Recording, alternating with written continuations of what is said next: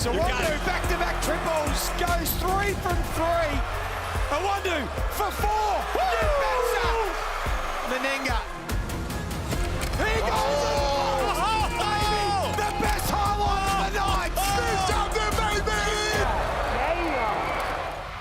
Oh, wow. PJC stops on a dime.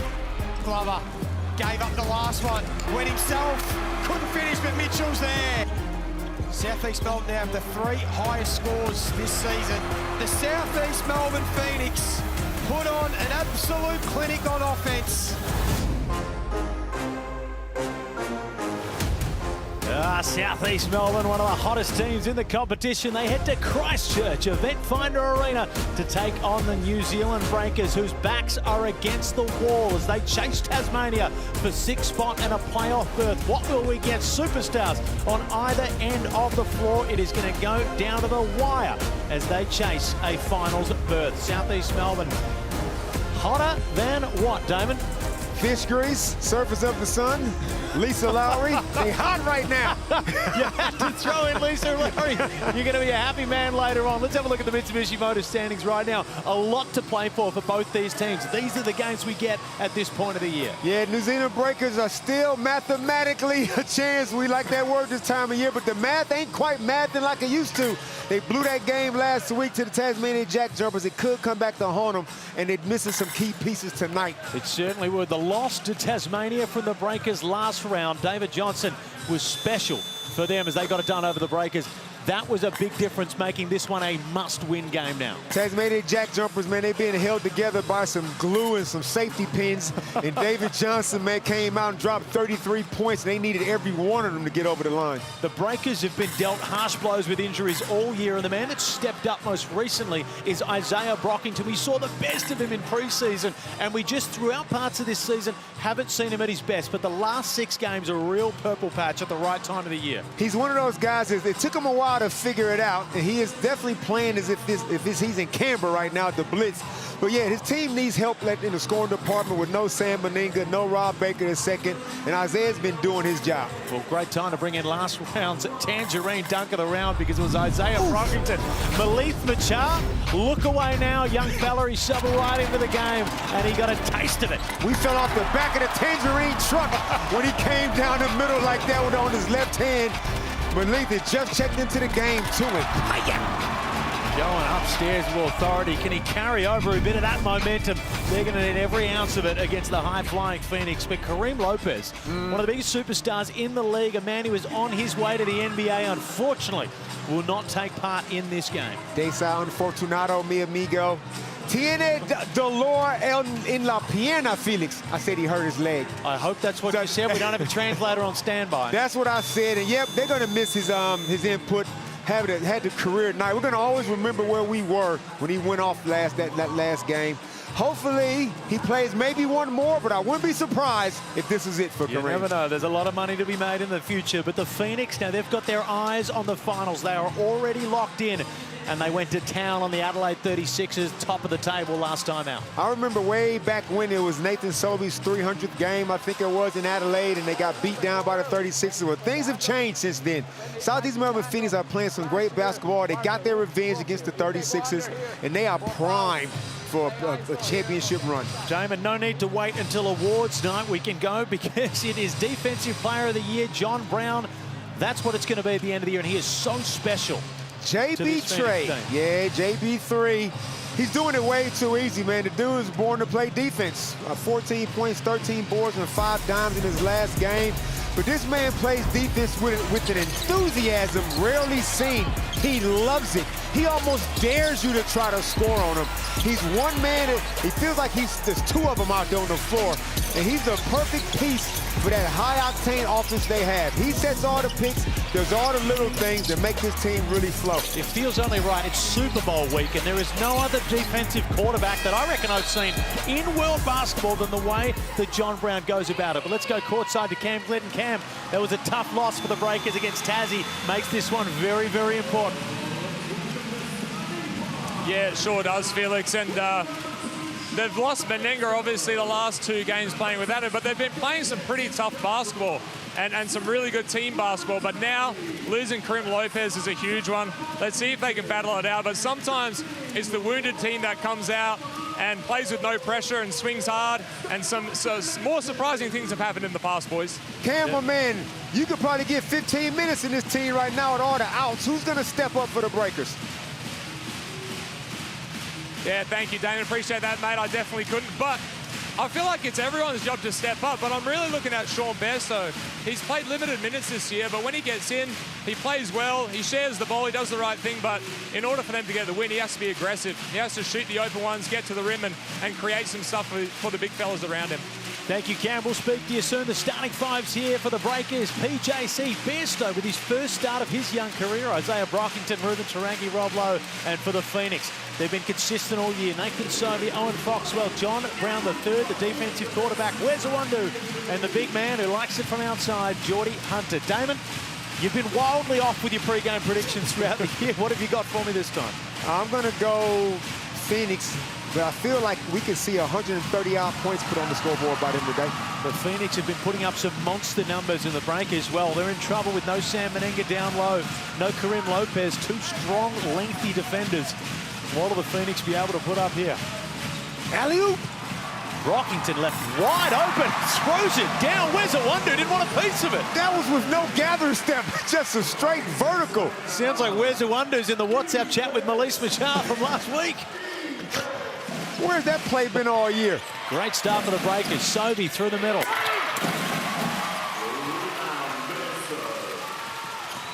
Bairstow, his first start of his career, into the paint. Can't get the perfect start. I like the aggression, though. Sean Bairstow, he's not getting a lot of minutes this year, but in years gone by, he's in that rotation. He was playing some good basketball before the taco experiment. Parks Jackson Cartwright too quick. Missed a couple of practice sessions during the week with illness and showing no signs of it there. Foxwell deep into the paint. Layup is off.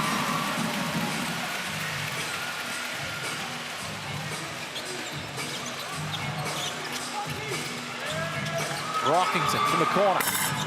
Off the iron. Nathan Sobey dodged the bullet. This is in no man's land. Isaiah Brockington's been shooting the ball real good from deep lately. The Breakers tip it off.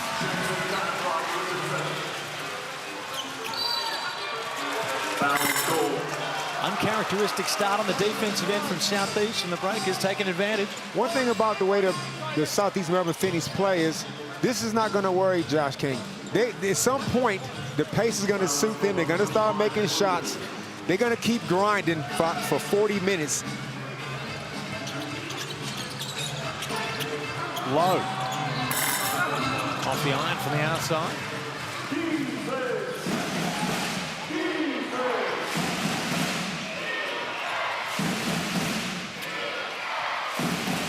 Sobey off the Hunter screen. Finds Foxwell. Deep from Sobey. Off the iron as well. Southeast Melbourne Phoenix have spotted the Breakers. 2 minutes of scoreless basketball. A few shots go down for the Breakers. I feel like they almost have to play a perfect game to get this one. Sobey fading. Shot's no good.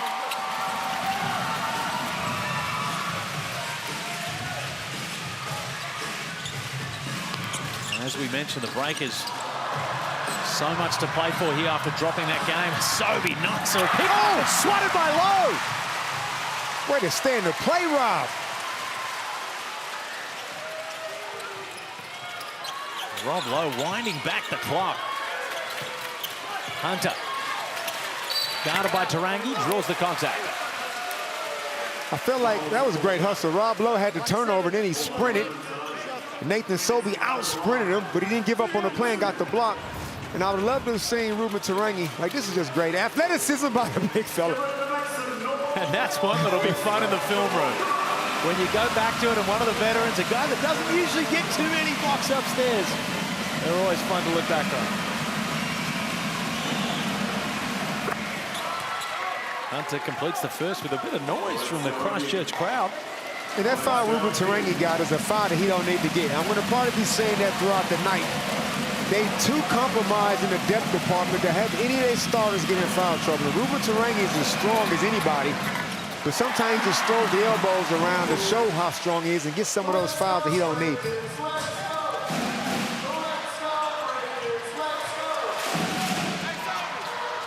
Same play, Felix. This time he popped out for it. Open. Cashes it. You got to be careful how you guard that play. If you go under it, he shoots the three. If you go over it, they throw it alley-oop. I like it. Strong start from New Zealand. The Phoenix still struggling to get underway. Brown. Nice offensive board by Hunter, and that's off. Phoenix are 0 for 7. Have they ever started a game like this? You got to take advantage on the scoreboard. You got to take advantage on the scoreboard, Felix. Isaiah Brockington is in an early groove. And we know that the Phoenix aren't going to miss all games, so the Breakers, as you say, got to keep piling on the points while they can. Foxwell ends the drought, knocks it from deep. There's no panic in the Phoenix. There's certainly no panic in Owen Foxwell. They know it's only a matter of time.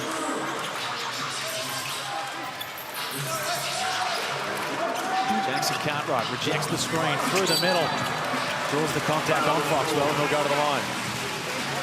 And I feel like this needs to be one of those Monster Parker games. No Sam Meninga, no Rob Baker II, as we already said. He's got to play big minutes and do a bit of everything. As we check Amy replay. What's Amy got to say about it? Amy likes the tray ball from Zay Brockington. Do you think Amy likes the defense? She'd be happy with Rob Lowe's defensive hustle. Parker knocks down the first.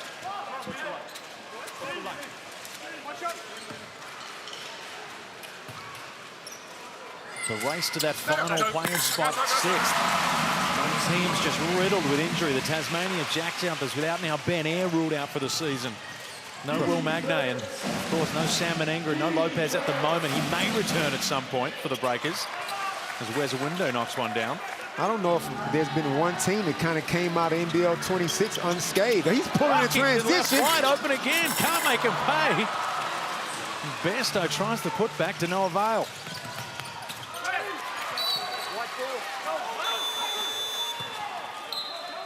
I suppose the Phoenix have probably been the team who haven't had injuries throughout the course of the year. Which is in touch wood. You never want to be a commentator's coach. Yeah, definitely knock on some wood. For a team that plays such an up-tempo and physical style, they've kept themselves together very well. Credit to Josh King and the staff at the Phoenix. Oh, no, he got him with the okey doke. Almost. Rockington tries to thread the needle to Davison, who certainly would have gone upstairs with it. 19.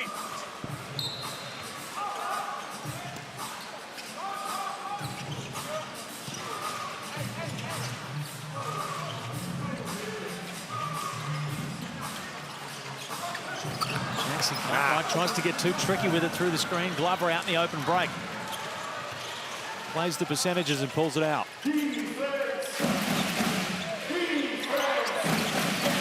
Hunter. Low post guard. Oh, he pulled the chair. Pulls the chair, and what? The referee's found a whistle. Tarangi doesn't appear to be.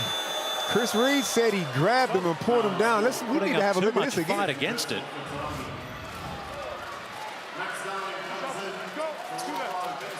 Oh, come on, Chris. And it surprises me that we haven't seen too much protest from Tarangi there to warrant a challenge. But you see why he shouldn't have got that first foul? He was getting way too physical on the first one. Now a 50-50 call doesn't go your way. Now you're sitting on 2 fouls. I reckon he turned around. He knows Chris Reed's a very, very good official, and he assumed there's no way Chris would have made an error. He also knows that you are the pro referee commentator to end all pro commentator. Referee commentator. If only they heard the way you talk about him, Felix, off air. Well, they heard the way I talk about a lot of people. I don't discriminate. Max Darling into the game. That's going to be a good matchup. Max Darling and John Brown III, 2 dudes who don't know how to take a backward step. I'm not sure of the financials, but I can almost guarantee that Darling this year has played well above his contract. Alley-oop for Parker? Tries to go upstairs. Not many times have we seen the Davison to PJC alley-oop. We've seen it the opposite way around.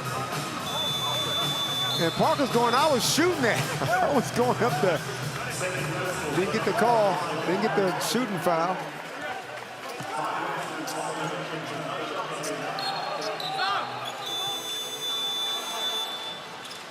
And we saw a lot of combinations last season. Parker's a little bit under the weather, apparently. Just been handed a glass of water.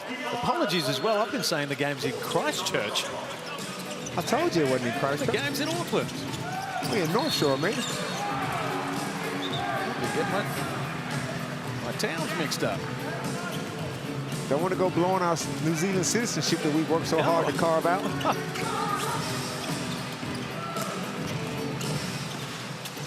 Yeah, Ty Webster checks in for Parker, but they looked really good when they played together in the backcourt against Tassie last game. One of Pedrick Coppman's going to go to that is on Foster if this is a trade ball.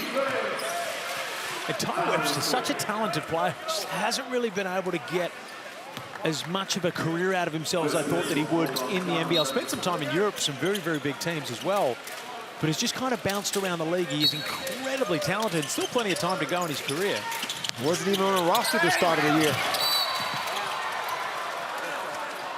Gets whistled for the foul there on Glover, out of control through the middle of the key. And given the fact that he was with Perth Wildcats last year, that arguably the only point guard, and they find themselves now without a traditional point guard. And nevertheless, Ty's back home, back on his homeland. Glover at the line. Oh, here we go, Damon. Good luck to you, and I don't mean it. Still plenty of time. The Supercoach this year goes week to week, so you don't need to have been playing from the start of the round. There's plenty of prizes to be won. You scan that QR code, you can jump in the next round. Look how old I look, Felix. Look, I'm great. Look at all the grades. I'm stressed out kicking so much ass in this competition.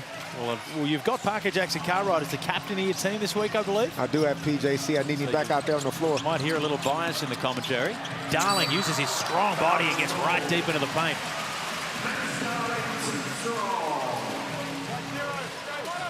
I told you, Felix, that's a good matchup, man. Max Darling will be aggressive. John Brown III, we already know he's a walking verb. But Max Darling shows no fear. He's really been able to control his game over the last couple of seasons as he's developed, and he screams at the top of his lungs at that free throw attempt. But he plays under a lot more control, and he's developed his outside shot and become a real asset to this Breakers team. His defensive intensity and energy has got him playing time. Commentator's curse has done him a little dirty there.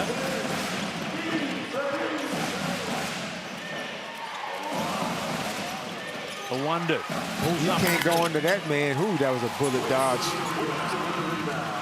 Nice pass ahead in transition from Webster. Davison can't handle the rock.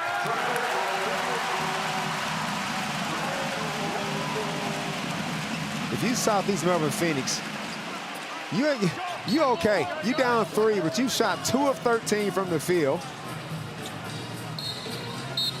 Just feel like the Breakers have not taken full advantage.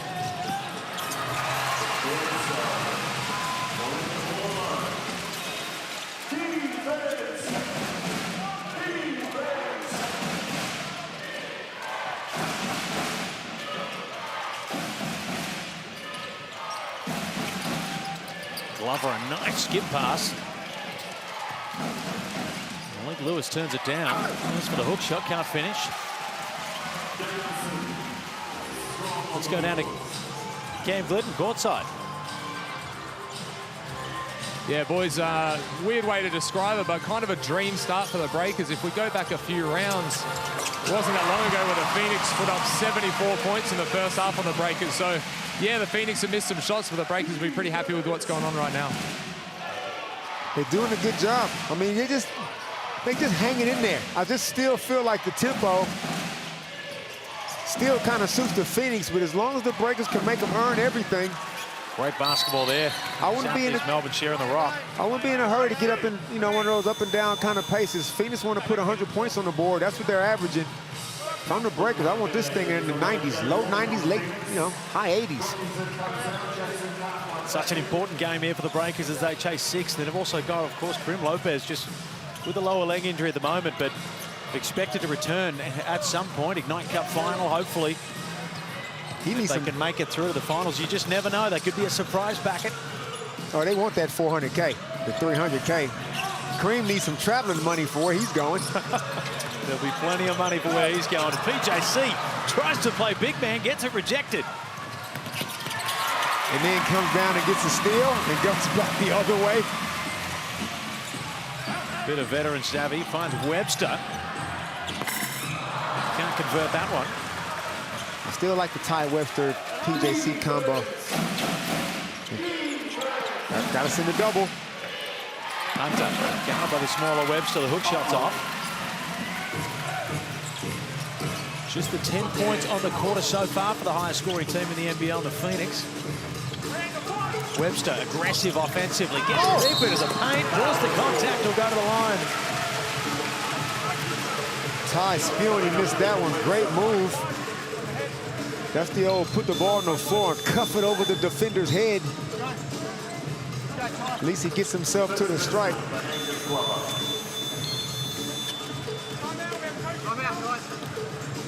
Timeout, the coach's challenge here. On the foul against the Southeast Melbourne Phoenix. We often talk about trap games. Is this a trap game? It certainly is. Whenever you come up against a team, and Cam Glidden alluded to it in the pregame, that any team that's dealing with injuries, you've got to remember this is a professional basketball plan. The players that are coming in are talented and have been waiting for their opportunity. Guys like Bairstow, guys like Davison, guys like Max Darling who are getting a few more minutes. Rob Lowe, a veteran who's been sitting there saying, hey, I've still got some gas in the tank. You put him out there, especially when there's a whole lot to play for, it's never an easy task. Yeah. As we look at the coach's challenge here, Webster went hard baseline. Well, he never touched him. He did get a little whiff of the hair. Now, get deep into the rule book here, and don't you think that I'm going too hard For here. those of you that are tuned in late, this is Felix's, this is the part of the movie where Felix sticks up for the refs.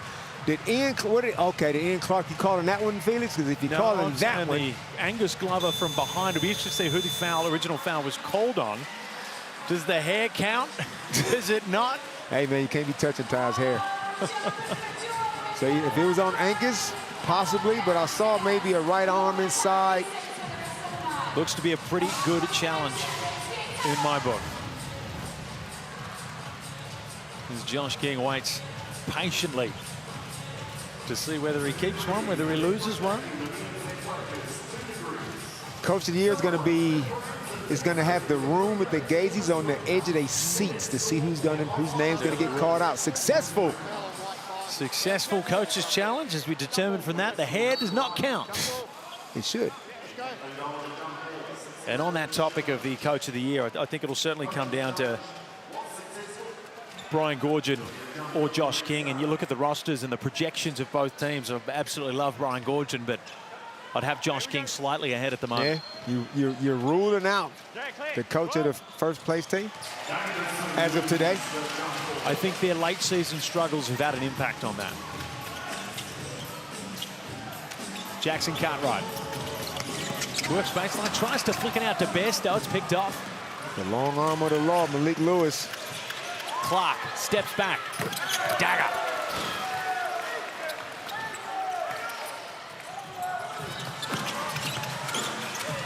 Rob Lou marooned on the elbow.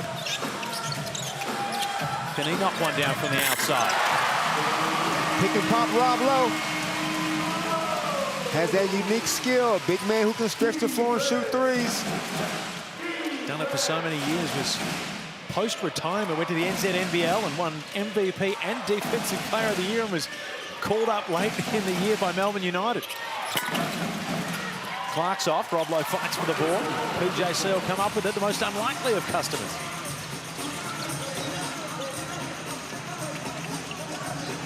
Bairstow. Nice pass. Webster under pressure. Davison closed up. Tries to throw it down on Hunter, who swatted it away.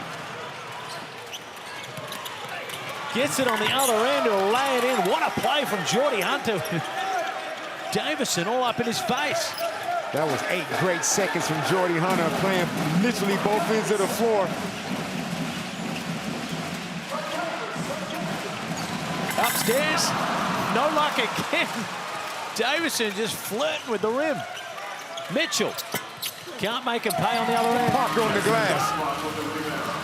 6-second differential between shot and game clock. PJC, easy as you like. Rob Rowe provides the shepherd. PJC provides the points.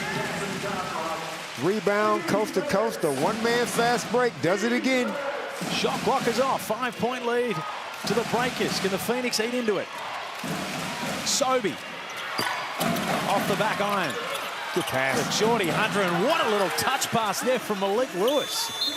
And that will be quarter time right there. What a start for the New Zealand Breakers with their backs against the wall. A 3-point lead for the hottest team in the competition, the Southeast Melbourne Phoenix. Plenty more in the tank to give. Second quarter not far away.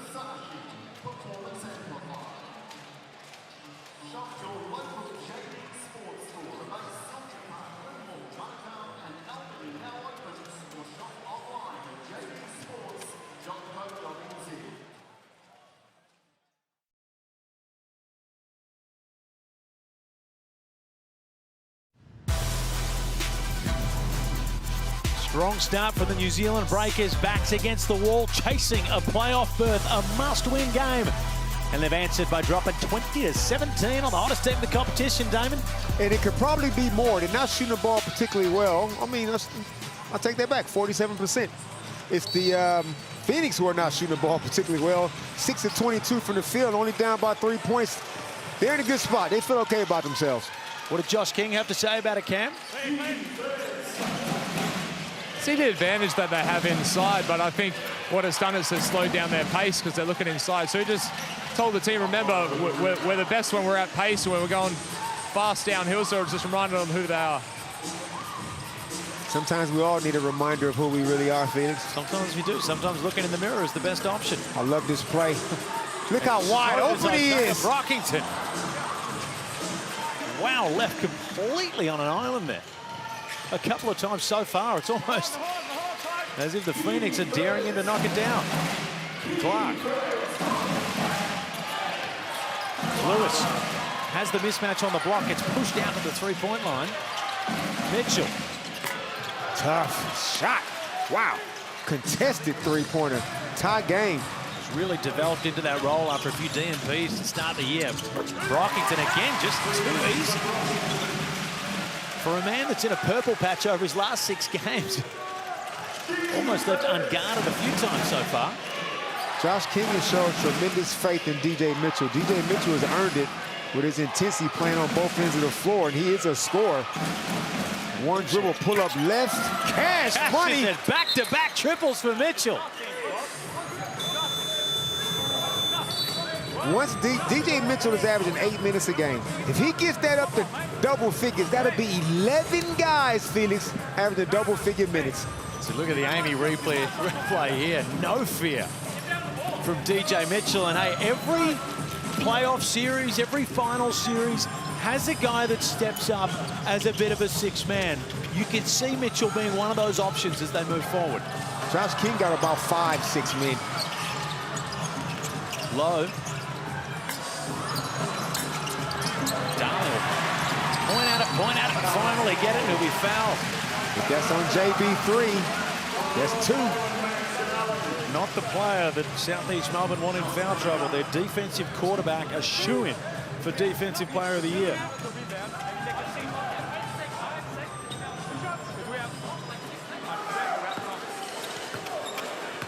Nathan Sobey. The free throw line after missing his last 2. So DJ Mitchell's made his 2 3-balls, both heavily contested. Nathan Sobey is 0 for 8. And if you think he's going to hesitate on his next one, then you don't know Nathan Sobey. One of the things that makes him such a great player is he may be 0 for 8 right now, but he could easily end up 8 for 16.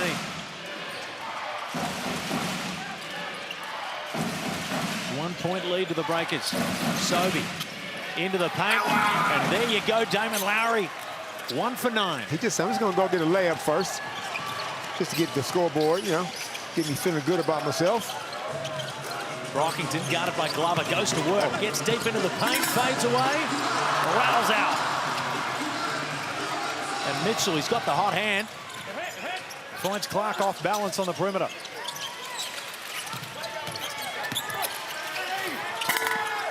And Clark, the veteran, savvy, works his way into the Phoenix.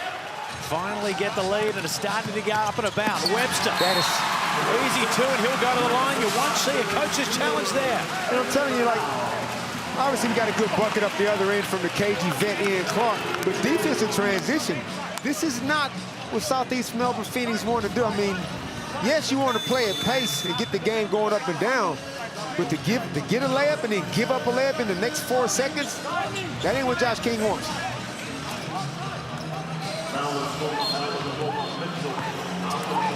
And the play will be foul, will be called after the play, so the unusual one there from the officials.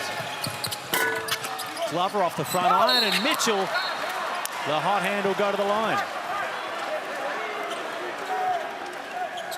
I'm telling you, an up and down game is not what not what New Zealand Breakers want. You got to somehow, at some point, you got to control this tempo. Phoenix have way too many horses. They're just going to keep coming at you in waves. That's the hardest thing about playing the Phoenix. We've seen a lot of teams hold strong with them for a majority of the game. As Mitchell knocks down the first, and they can blow it wide open at any point, which, Damon, teams that play like that make it very, very tough to beat over a series. And I'm not going to say that the Southeast Melbourne Phoenix are a great defensive team. Their style of play is like defense. They can score so many points. That's like defense. And they got one guy that's locked down. Defense through offense. PJC, nice pass to Webster.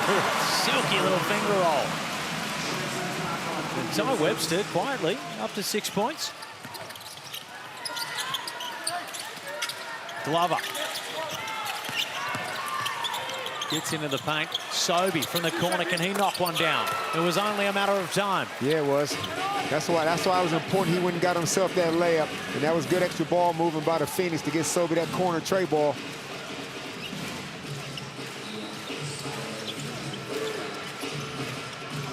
Brockington, nice little Euro step, will draw the contact, won't get the finish, but a chance to make it up at the stripe. And Isaiah Brockington is benefiting from obviously no Sam Beninga and no Rob Baker II. More opportunity, more playing time, more plays drawn up for you. And he's showing his scoring ability.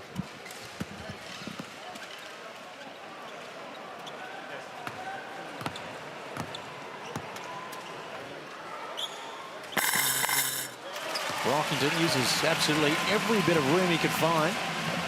As we see there, Kareem Lopez, what a superstar, what a year he's had so far, and what a career he's got ahead of him. Hopefully, and most likely, we'll get to see him a little bit more this year, the Ignite Cup final. We'll see him on the Gold Coast. We'll see him. We'll see him next game. I'm willing it to existence. Just precautionary. They've got him out. You've got to be very cautious when you get a player of that caliber with such a future ahead. Sobey started to find his stroke from the outside. Can he add to it here?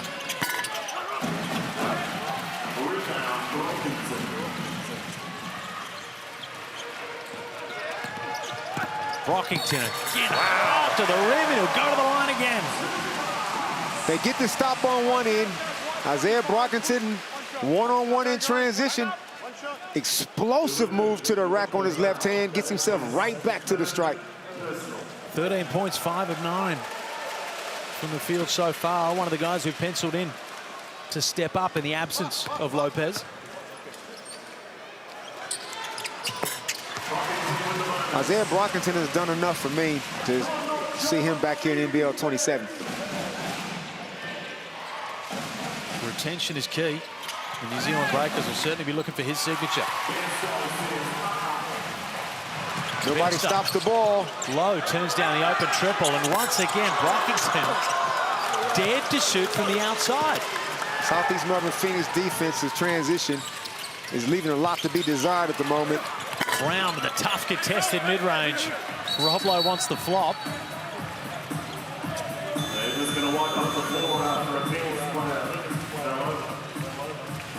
JB3 got a mid-range game. He's had it all season. Well, he's got a mid-range game. He's got his amazing defensive efforts, but also 9 offensive rebounds last time around.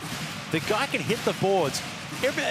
People can get defensive rebounds, Dave. There's a lot of guys that can rack up a lot of defensive rebound. The effort and the hustle stat is the ones on the offensive end. Yeah, those are the ones you got to really want. You can't coach that in people. They either got it or they don't. I didn't have it. Did you have it? What would you like on the offensive boards? Not my thing. Didn't have to be my thing.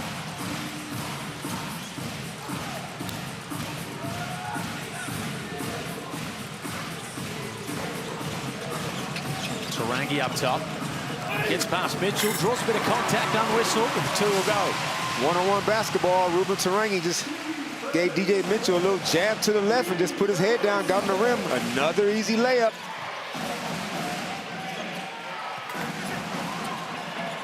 Mitchell's shot is off, but he'll get the board and put it back in.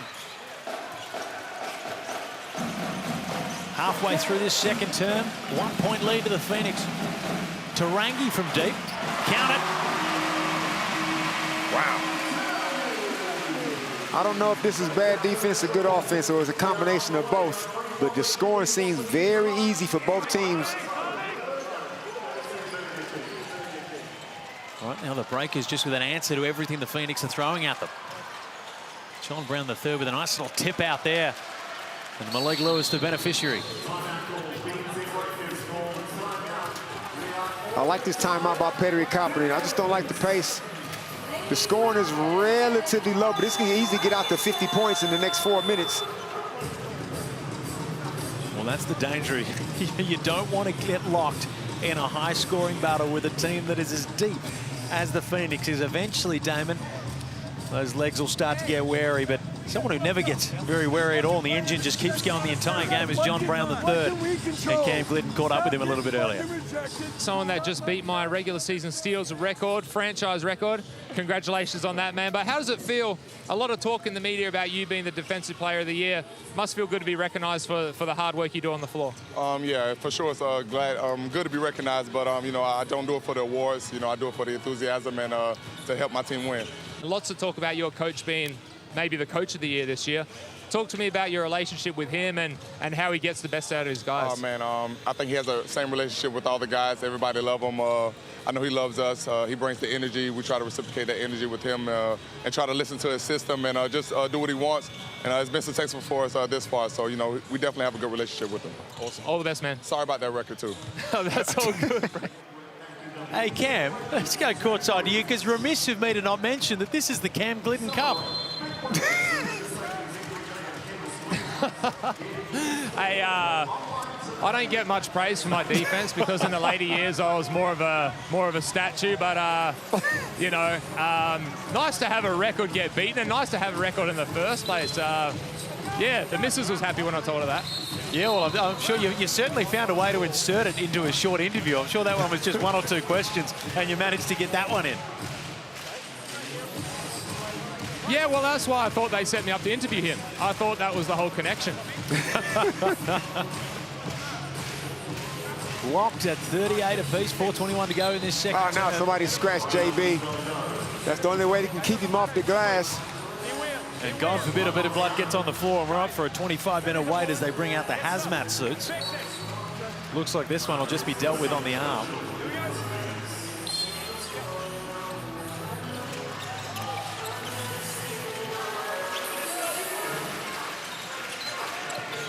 BJC guarded tightly by Foxwell, spins off him.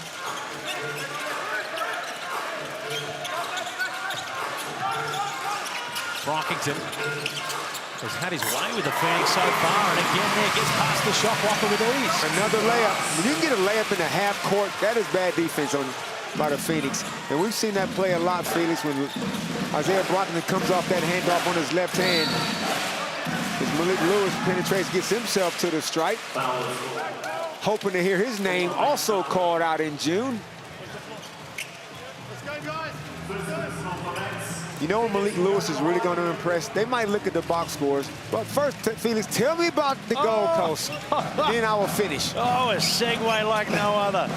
All roads lead there, Damon. The Gold Coast. Do not miss the Hungry Jacks Ignite Cup, presented by Disney Plus. It is on the Gold Coast, February 22nd. You don't want to miss the Adelaide 36 and the New Zealand Breakers. They battle it out to be crowned the inaugural champions. The first year we've had this, and certainly not the last. They're going to take home a massive for the winner. And I know you hate this because you're all or nothing.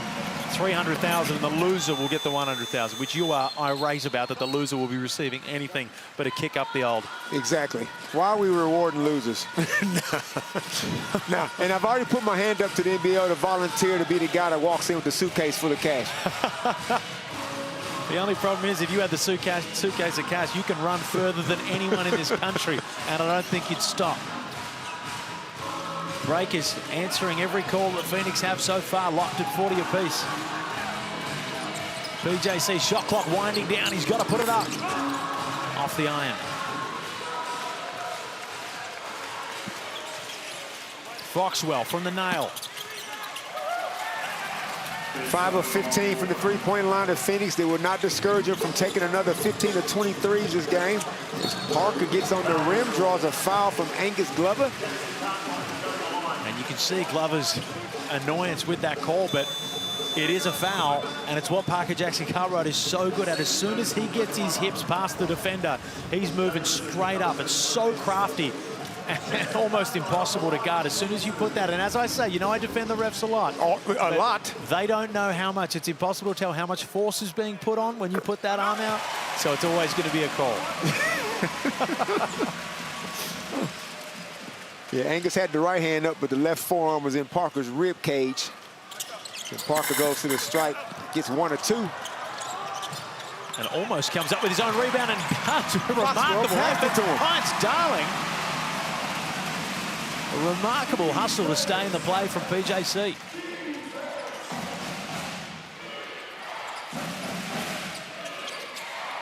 Glover pulls. John Brown III. Another offensive rebound for John Brown III, and Foxwell can't make it pay, but Malik Lewis can. And this is a small lineup they got on the Florida Breakers. Athletic, but small. And John Brown isn't that tall, but he might as well be 8 feet tall. Darling copped a lot of contact on the shot, and Hunter will leak out the other way and throw it down. We'll have to wait to get a little Amy replay on that to see what exactly happened. Well, Max Darling looked like he tried to draw the foul. Oh, that'd be unlike a basketball player in the modern-day game. You're telling me that people would accentuate the contact? We've all done it. And Jordy just kept going. Won't get an easier 2 points tonight.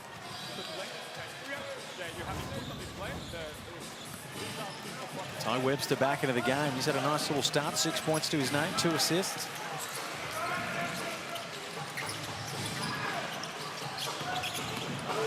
Look how easy this is. He's up to 8. Look how I mean, other teams are watching this and they're going, is it just easy to score in the Phoenix? It might be for passage of play, but can you score 120 points like they can is the issue. And there's the issue that often rears its head late game, but the Breakers right now doing a great job. Webster has the rock again.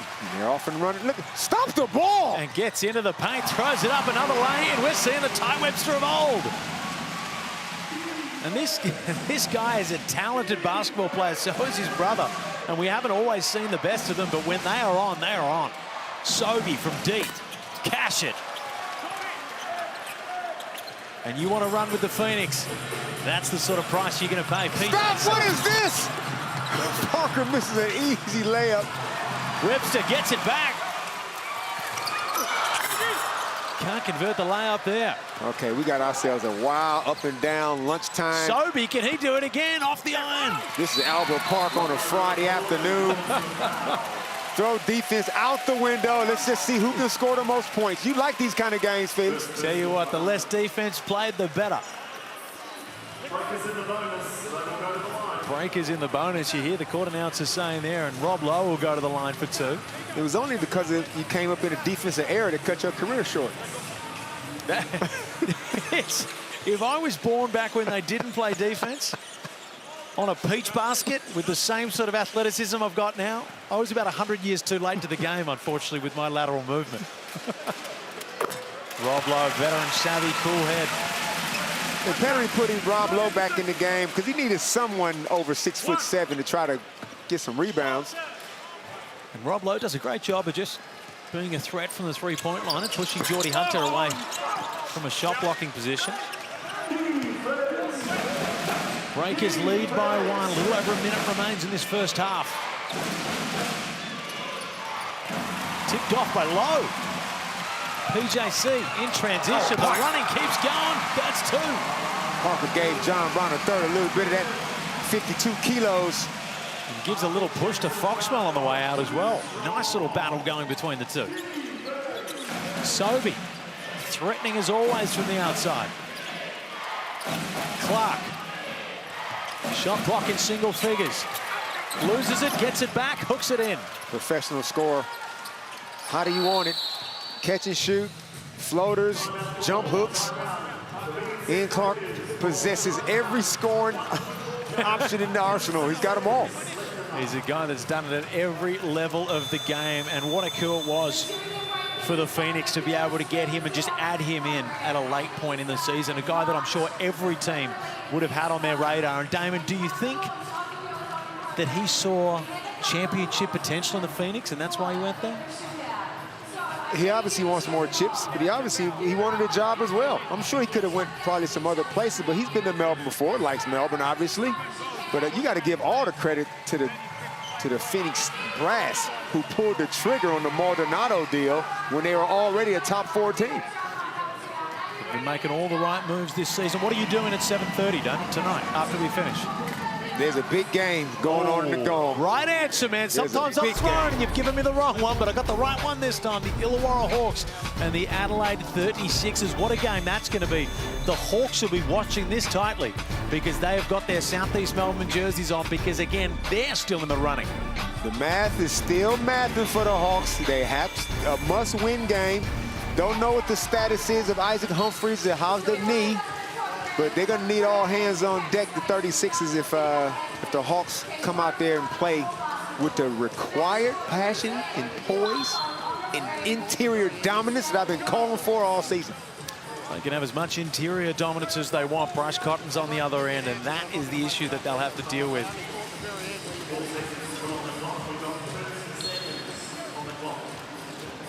Six-second differential between shot and game clock. Breakers ball.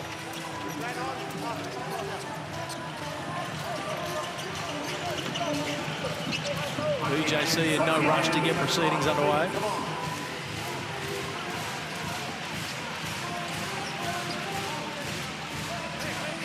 BJC hard off the screen, finds Davison. Oh, nice, strong finish, athletic at the rim. Got a bit of contact on the face on the way through. And Ian Clark sagged in a little bit because he figured I'm going to give Carlin Davidson the three-pointer, but Carlin ate up the space, penetrated hard, drop step. Had he done that one? And he's got the athleticism to do it, but maybe it's just a little bit more time out there, a little more experience, and you see him going up with that. Damon, you are the coach of the national 3-on-3 team. Gang, gang. I want you to add 2 players to your usual mindset and tell me with 8 seconds to go, what are the Phoenix going to do here? I want to get a ball to Nathan Sobey and just flatten it out, get out of the way, and just let him make a decision. And if that decision is a 3-ball, so be it.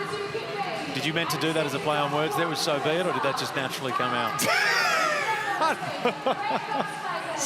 You telling me that was unintentional? That's just how it comes out of me sometimes, man. You're an athlete, you're a runner, you're a poet. It annoys me that I even thought to give you the credit as if that would be on purpose. But as we've said, it's right now it's a high-scoring game, 52-49.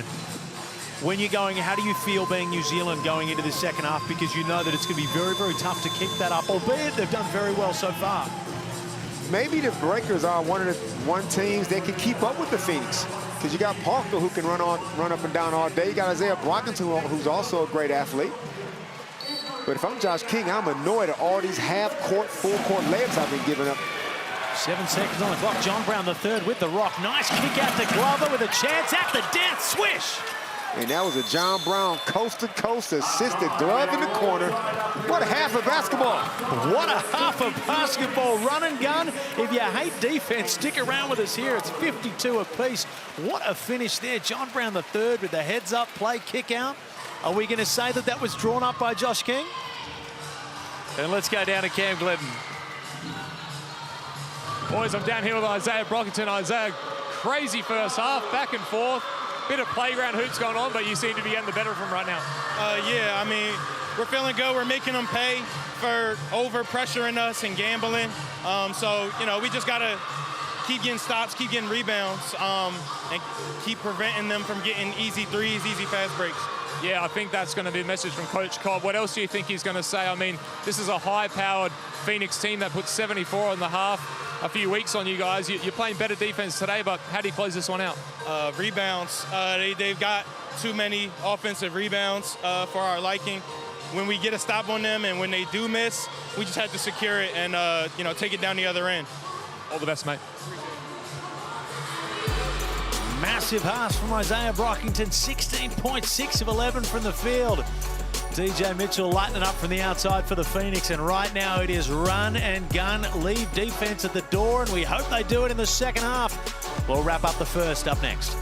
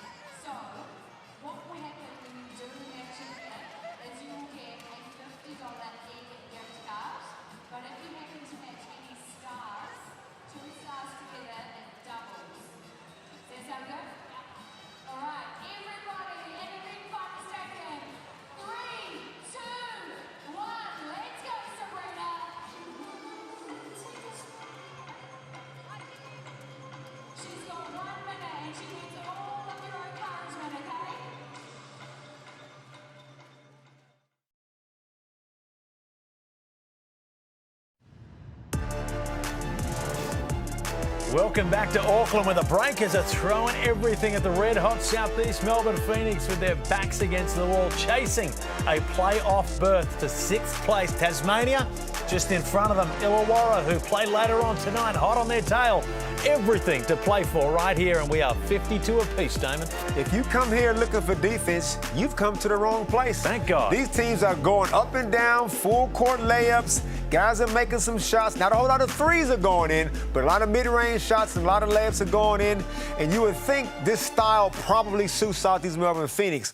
But Parker Jackson Cartwright and the Breakers feel like they can match that. You heard Isaiah Brockington say if they want to overplay and gamble, we'll make them pay. And you look at only 6 turnovers to 4 as well. The style of basketball that's been played, it hasn't been too bad. And credit to both teams for taking care of their basketball. When you're playing this breakneck pace like this, especially Owen Foxwell, he's only averaging 1 turnover a game.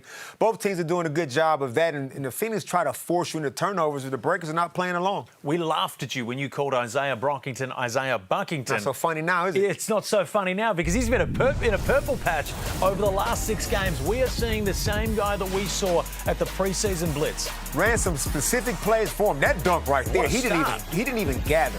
This is a play designed specifically for him, which he didn't get this play when Sam Meninga was on the team. He's still on the team, but when he was in uniform and Rob Baker II. So he's featured more in the offense, and he's relishing his opportunities. He's not got himself in foul trouble. He's got the 16 points, and a lot of these buckets are easy for him. On his left hand, just going downhill, just getting layups. And you can see why you labelled him so highly in the preseason. Anytime you get these lefties that are quick hesitation dribblers, they have success in the NBL. Of course, as we look at his Blackmore shot chart, his Blackmore stats, 6 of 11. He's doing it pretty efficient, and he's not doing it from the outside, which is interesting, Damon, that they're almost letting him shoot. Well, I would advise against that because we saw the Tasmania Jack jumpers, and he was knocking down 3 balls in that particular game. He's more than capable of making threes, but he backs his one-on-one game to get on the rim. And with Parker Jackson Cartwright setting the table for him, he's looking great. Hey, I know, let's head to a place that you love to go, but it might be a little testy because myself and Brad Rosen, who's currently joined by Joe Healy, from what I've heard, we're not on speaking terms. Is that right, Brad? Look, you know how much I love you, but tonight I've got a game to call, mate, so let's just get on with it. Joe, over to you. Massive ramifications in this one, guys. The Adelaide 36ers, look, there's been controversy surrounding the club this week. The spotlight has been on them. Do you expect them to bounce back? I think they'll set a statement tonight and say, forget what's happened in the last week, and they're going to tell Illawarra this is what happens when people think we're not a team. I can see Bryce coming out tonight going whack. I think all the players will. I think they'll play with aggression. I think they'll play with energy. And I think they're going to probably put a format on Illawarra to say, yeah, you're not coming with us tonight. What about the Hawks? This really is must-win for them at this point of the season. It's do or die. Yeah, look, it's a little bit confusing, but they've got to win all 5 games. And even if they win all 5 games, then they've got to hope that Tasmania only win less than 2. Like, it's too much. So it's going to be very difficult. All you can do at the moment is just take you game by game, get your wins, and then let's just hope things above you fall into place. But really, it's about heart. It's about playing for contracts next year, and it's about this crowd that have come to you every single game. You've got 2 games left next week against Sydney. Show that heart that you've been showing throughout the season at some times. What about you, Damon? What do you want to see from your Hawks tonight? Well, yeah, way to set me up for that one, Joe.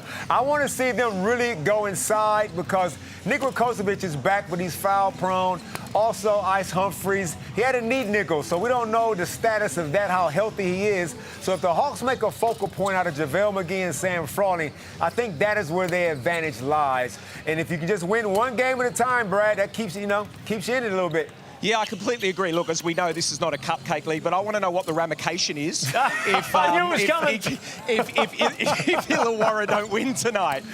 There's going to be consequences and repercussions and all type of stuff if the Hawks drop this one. Oh, it's going to be And here was I thinking that he just didn't, when he called him buckets, I just thought he had a speech impediment, but he seems to be going well. Hey, I'll tell you what, Brad, I got one thing for you to do while we call the second half of this game. Anything for you, Felix. Go Talk to over me. and find the Illawarra Hawks head trainer. We just had him on screen before and work out his bicep routine, and you throw it back to me and Damon, all right? Mate, his bicep is bigger than my thigh, mate, so I'm not going anywhere near that bloke. But I did see on your thing, how good is that Kings manager where he's throwing his fist in there, giving a little bit of pump? We'll see that from Illawarra tonight. Oh, man, that's how we do it in the He's going to rip Tyler Harvey's leg off. Wow. Get him away from him. Hey, thank you guys for joining us. We've got a second half to call. What a game that is going to be, Damon. Yeah, big game. Ramifications for both teams. So Ramifications we'll see. galore, but we've got an even bigger second half coming up here. Stay tuned.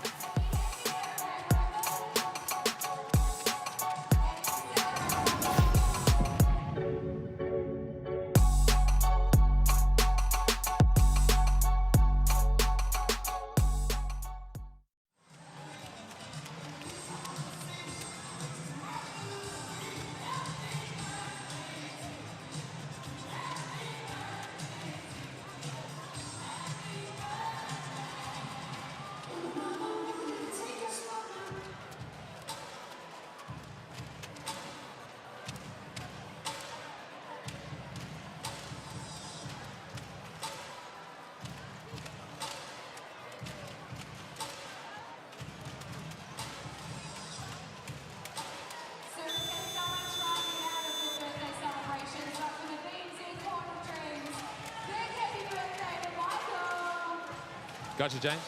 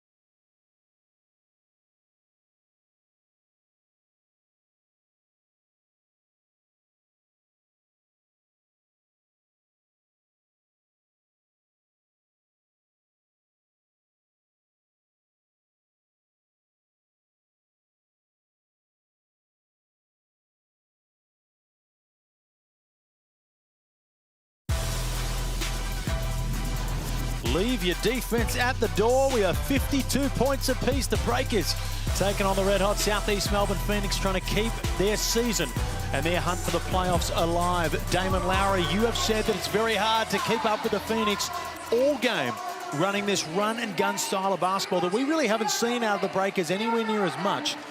Have you wavered during the halftime break at all? I have not wavered. Even though I'm not comfortable with this style of play for the Breakers, they've done it for 20 minutes. They probably thinking we can do it for another 20 minutes. And Sean Bairstow got to shout him out. Coming to the lineup with his first start. Only got the 2 points, but he's got 6 boards and 0 turnovers. Holding up his end. Isaiah Brockington, the star for the Breakers so far with 16 points. Ty Webster with 10 for himself. DJ Mitchell lighting it up from outside with 10 off the bench for the Southeast Melbourne Phoenix. PJC to get us underway. I would have ran the first play I ran the start of the game for Zay. Pulls up, fouled, can't get the bucket to go, but he'll go to the line for 2 here, and John Brown III is perplexed. Parker Jackson Cartwright just getting into the middle of the key. Oh, we're gonna get a challenge? No way. 14 seconds in a tie game. Well, Josh King, he was successful on his challenge earlier. I will say emphatically successful on his challenge earlier. What are we going to get here? But you know what, Damon? Trusting the Defensive Player of the Year when they argue, you're probably not going to go broke doing that. If you can trust one guy in the league, it's definitely JB Trey. So let's see. The shot appeared to make the full distance to the rim, which usually, and foul. There's contact there. Foul. That's a, all forearm. As we have a look at this again. Not the best angle, but the previous angle showed it clear as day. An unusual argument there from John Brown. That's something we're not used to seeing, and unsuccessful. That was too easy. As expected. And there goes one of your timeouts. 14 seconds into the third quarter. John Brown III might want to check that, get the hands checked out. Maybe some numbness or tingling there that he didn't feel that contact on the forearm. He almost broke Parker's arm. Nah. There was a chance that was upgraded to a flagrant.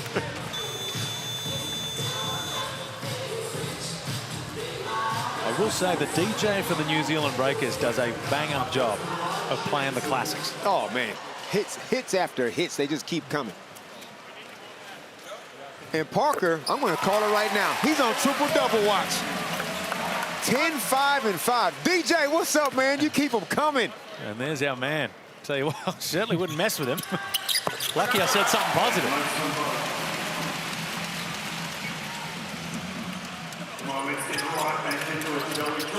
Whereas Zawundu starts the third quarter. He's the only one in major foul trouble. Got 3 fouls.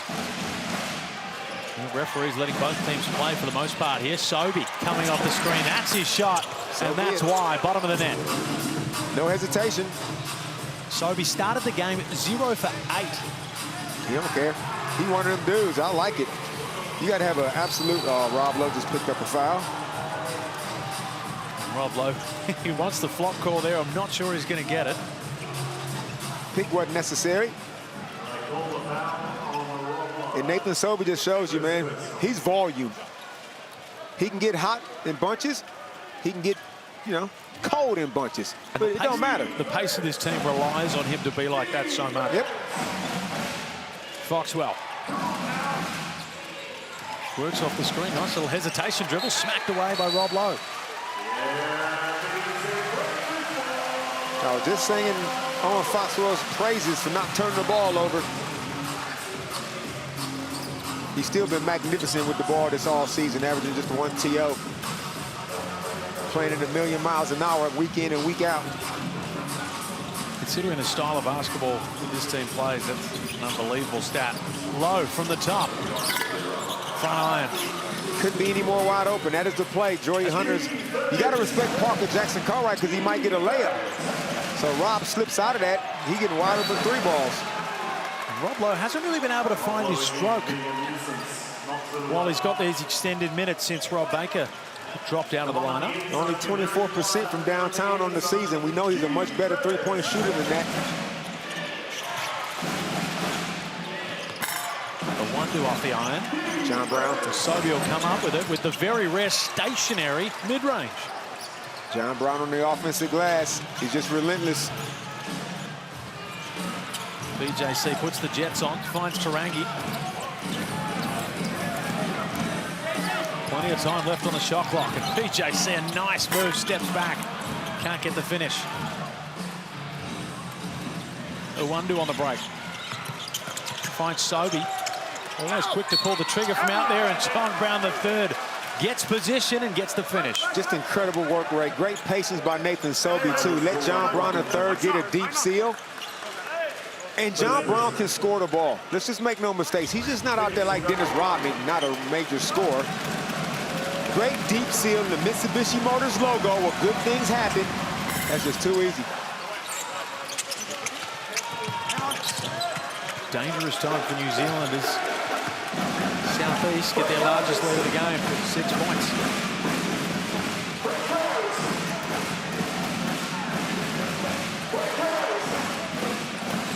Breakers crowd in full voice at the moment. Nice little scoop finish from PJC. He just puts the big man in the pick and roll in such a compromising position, especially when you got a guy like Rob Lowe who can step out and shoot threes, and Parker just gets another half-court layup. One-two, hard drive baseline. A little too physical there for Bairstow.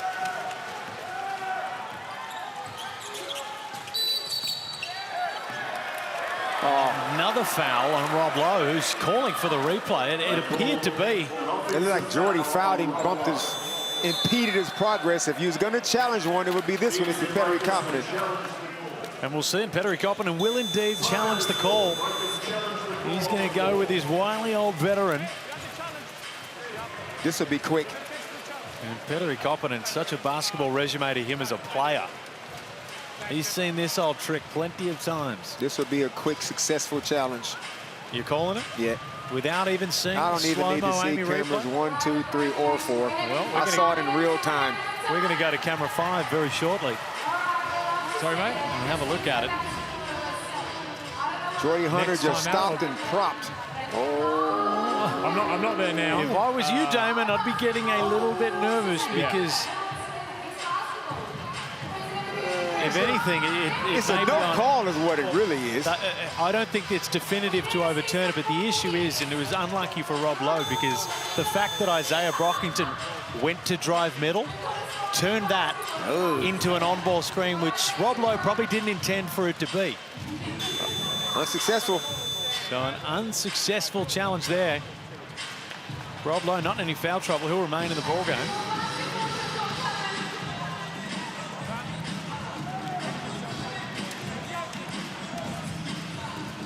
Six-point lead for the Phoenix, but just feel like they just, the dam could break any minute now. They've wrestled back the momentum, plenty on the line for the Breakers to play for here. Foxwell, single figures on the shot clock. Nathan Sobey from deep.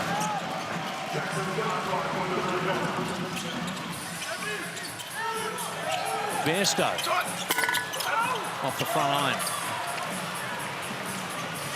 That's the shot that Sean Bairstow's got to take. I know he's not comfortable out there, only 18% on the season, but he was that open, he had to shoot it. Hunter spins into a bit of trouble in the paint, but Southeast Melbourne will keep possession.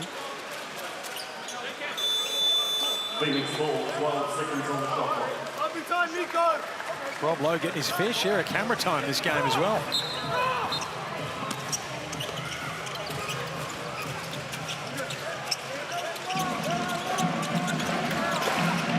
Sobey, aggressive as always, straight through the middle. Rob Lowe couldn't give any help there because he was too busy wrestling for John Brown III. Won't be surprised if Max Darling checks in pretty soon, or Carlin Davidson or someone. And a foul there on Owen Foxwell will just be his second. But Nathan Sobey's ability to turn the corner so quickly and get into those two steps is unlike many other players in the league. It's like he's left-handed when he does it. Prefers to go to his left when he's attacking the rack. His offensive energy often dictates this Southeast lineup. Brockington hasn't been able to add to his halftime total. Can't do it there either. And that was good defense by Wes Iwundu. They saw that play before. Brockington coming off that handoff on his left hand. Brown with the mismatch down low, fades away. Can't finish. Lowe will wrestle it back, and probably lucky there that he didn't make contact. To look to have the elbows up, he's going to be fouled. And that's Owen Foxwell's third foul.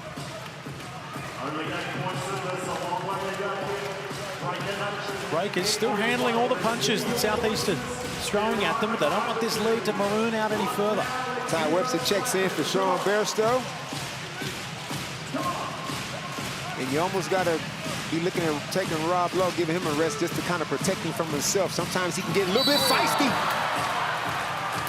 Tensions are starting to brew a little out there. A physical play there from John Brown right into the ribcage of Rob Lowe.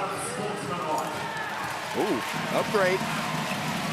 And an unsportsmanlike. And John Brown has got to be careful here. He's got 3 fouls to his name. Doesn't want to pick up a 4th on a technical, and you can understand why there. Yeah, he didn't play the ball, he played the body. And for John Brown to react the way he's reacting, you can see the frustration.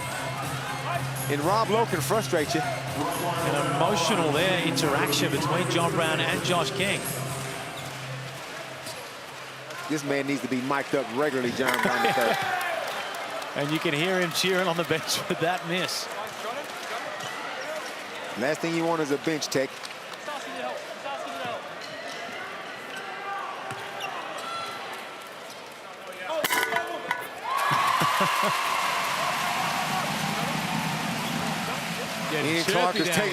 Ian Clark is escorting John back to the Ian Clark room where Ian likes to go when he gets frustrated. And that's have a talk to him back there.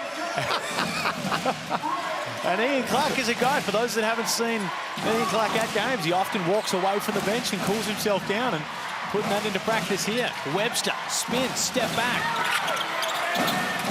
Can't hit there as John Brown in the background makes his way back to the bench. Cooler heads prevail. Glover steps back. Got it. Here it comes. And danger time right now for Southeast Melbourne. They need to punch back, and they need to do it now. At some point, the Phoenix are going to hit one of those hot patches.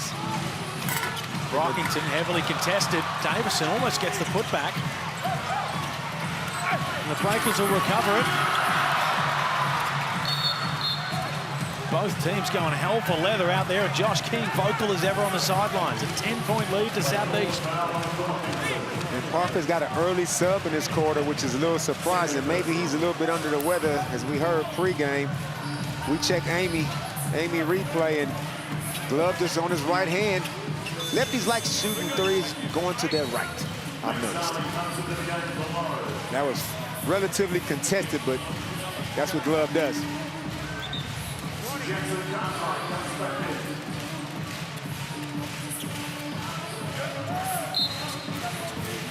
They said 15-5 so far this quarter. Dominance from Southeast Melbourne. Damon sounded the alarm bells at halftime. A run-and-gun style. It's very hard to keep up with this Phoenix lineup as Nathan Sobey gets into the paint, can't finish. Breakers almost come up with it, but Wes Awundu's going to be left on an island and makes them pay full price. And in a quick turnover, this is what they do. All of a sudden, things getting a little bit harder. You can't inbound the ball as smoothly as before. 3 balls are starting to fall. Phoenix are 10 of 26 from downtown. Biggest margin of the game so far, 15 points. Phoenix really taking control of this game. Jackson Cartwright gets it tipped off. Bad to worse for the Breakers. And Lewis will draw contact and go to the line. Wheels are falling off. 15-point lead after being tied at the half. And it only took the Phoenix a little over 5 minutes to do it. They wear you down. They'll break an egg just to make an omelet. Yeah, we'll give you 15 first half layups.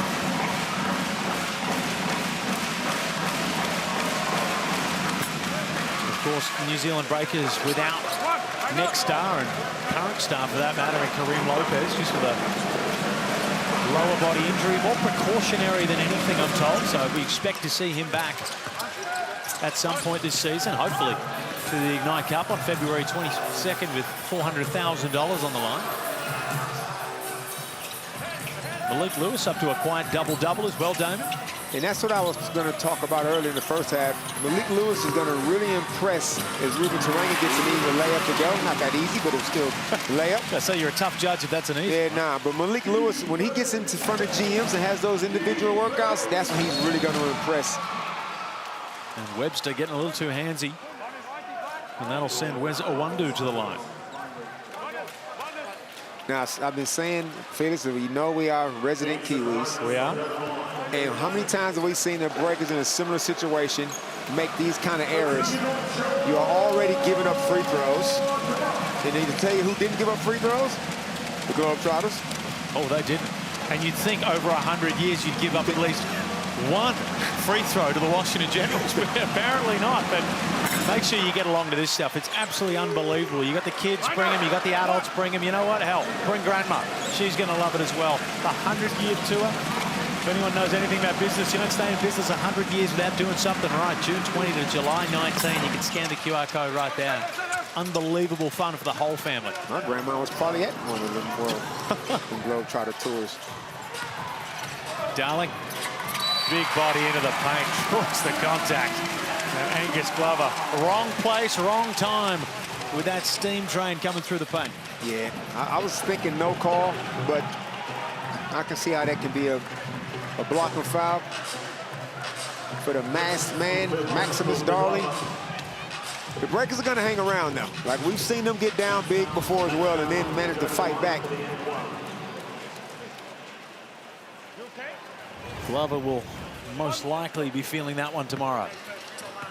I feel like the Phoenix will give you a chance at some point if you can score.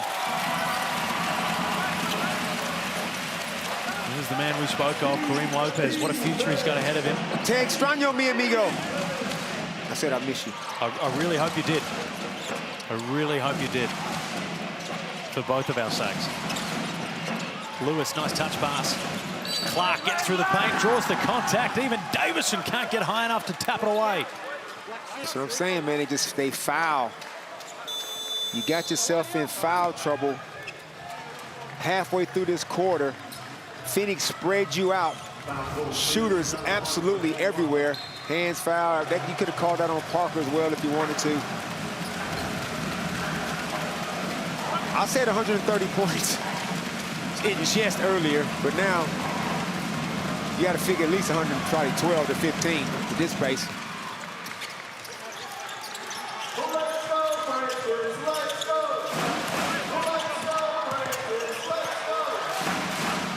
Daniel Foster into the game. Rockington finds Darling, gets Mitchell. Get up! He shoots, goes upstairs and tries to baptize Malik Lewis. Fantastic defensive play from Lewis. Mitchell uses all of his body getting in the paint there. What an attempt by Darling. Turnover. Glover will tip off that pass. 3 ball coming. And Mitchell, you'd expect that one to go up, and it does. Off the back iron. Webster will chase it down.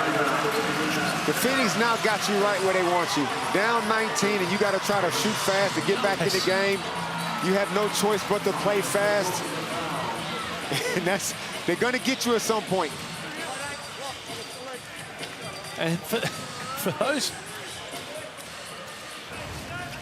those new to Ty Webster's game, right before that play, as he splits that on ball, his ball control as a ball handler has amazed me. I was lucky enough to play against him through my junior career sometimes when the New Zealand team would come over, but unbelievable handle on the rock.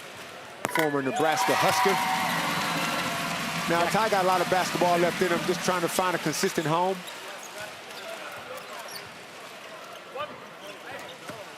I'm re-signing him if I'm the Breakers, without hesitation. For sure.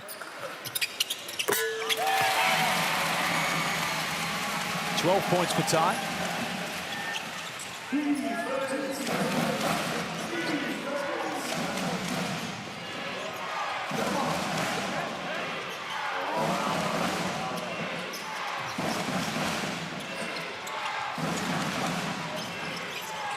Clark with the shot clock winding down, 5 seconds. He's been here before and draws the contact on PJC. Parker's normally pretty good at that, reaching in with his inside hand. But again, they're in the bonus. Breakers' 7th team foul just sends the Phoenix back to the free throw line.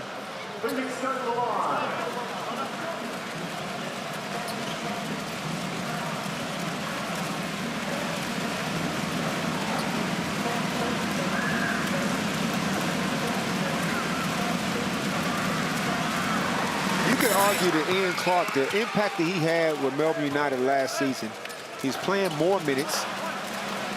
He's not even playing that many minutes now just with the Phoenix. 17 minutes a game, that's it.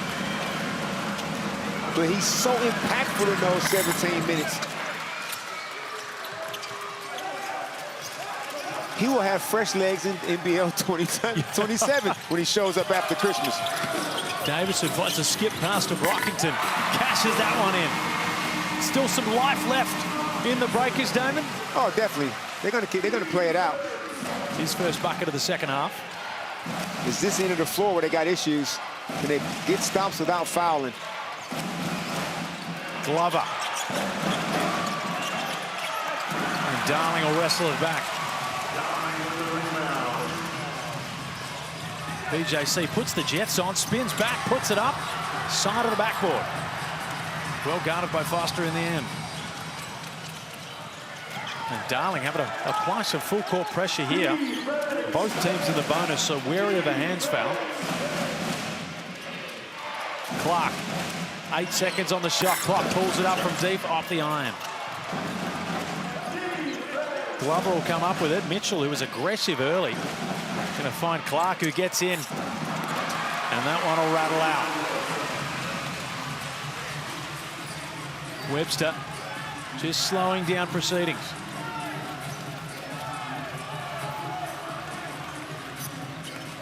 Webster gets into the paint, kicks it out. An errant pass off the hand of Rockington. Breakers only had 6 turnovers in the half, 1 in that second quarter. Now they are up to 12 turnovers. Wouldn't they love to have those two out there, and Lopez and Baker? I love to see the Phoenix, what they do at training session. It just must look like a hockey game, just up and down, subs coming in. I'd love to watch it. I wouldn't want to take part in it. Glover works on Brockington. Nice cross back over the shot blocker, but TJ Mitchell fights for it, can't come up with it. Webster will get on the ground.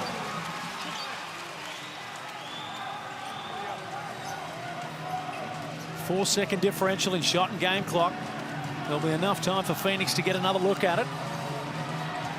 Webster in no rush. Brockington, 19 points to his name. Steps back, heavily contested. A travel and not the possession the Breakers needed as we wind down this third quarter. Great help by Ian Clark. He's guarding Sean Bairstow on the three-point line, so he can basically help off. As soon as he saw Isaiah get into scorer's positioning, he just jumped him, forced a turnover. Petteri Koppinen's going to have to pull a rabbit out of the hat in this final term. Breakers season on the line. 5.4 seconds, Sobe to inbound. Oh, no. A nice play from Southeast Melbourne. Lewis goes up and one. What a final play for the second time in this game. On the stroke of the quarter buzzer, Southeast Melbourne have come up with a very, very similar play, and Ty Webster hobbling after a bit of contact on that knee. Third quarter. Only managed 15 points for the Breakers on offensive end, but on the defensive end, his giving up was 52 minus 80, subtract 85. 33 points. See, Phoenix, I didn't like that 52-52 halftime score. I thought it was fool's gold. You raised questions about it. You don't want to play up and down with these dudes. Lewis converts the and one. Webster will have to heave it full court. He'll decide against it. What a quarter from the Southeast Melbourne Phoenix. 52-52 at halftime. Damon sounded the alarm bells. And the Phoenix took every advantage they possibly could in that third term, and they leave the Breakers with a world to do in this final term. Can Petteri Koppinen pull a rabbit out of the hat? You'd imagine it's going to be on the back of PJC. What can he produce with their season on the line? Final term coming up next.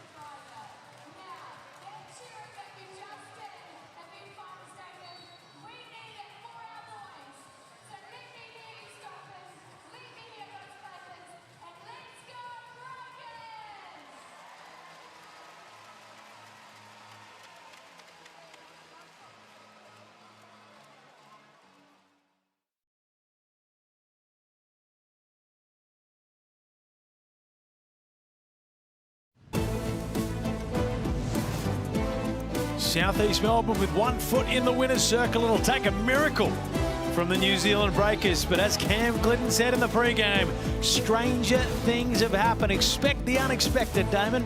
Cue to Kate Bush music. I'm not so sure on this one. Well, let's see if Cam Glidden's got any more wisdom for us downstairs. He was listening to Coach Cobb.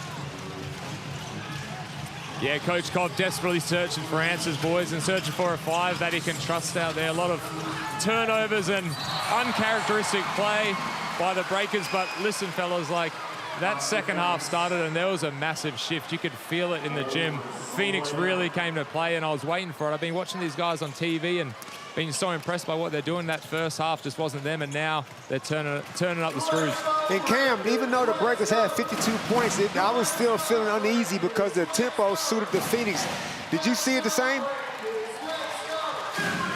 Yeah, definitely. You know, like, I think the first half, Breakers, especially PJC and Brockington, here goes Sobey, were getting in the paint with ease, but as soon as the Phoenix were able to close that paint off, it just turned into a bunch of mush for the Breakers, and forcing contested jumpers for the Breakers has been a winning formula from the opposition this year. Well, this final turn hasn't started the way they would have wanted. Callum Davison can claw a little back, but 2 tough possessions to begin. Yeah, he had a wide open 3 ball, didn't back himself. He's gonna watch this back and see that he turned down that wide open 3. Kicked it out on a turnover.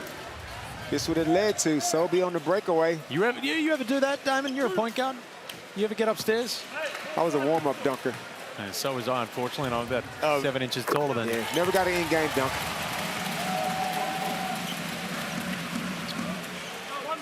What a career, Nathan Sobey, or what a year, a career year that he's having. Of course, you'd still put Kendrick Davis and... He's in your first team, sure. He's in my first team. Kendrick Davis and Bryce Cotton still ahead. The positionless first team has really helped out a lot of these guys that would potentially miss out. We just got to make sure we're not too guard dominant. Remember that ridiculous year as Malik Lewis teams went up no good when we had to go 3 forwards and 2? That was ridiculous. No, the 5 best players in the league get rewarded for it at the end of the year. Rob Lowe, pressured, foul.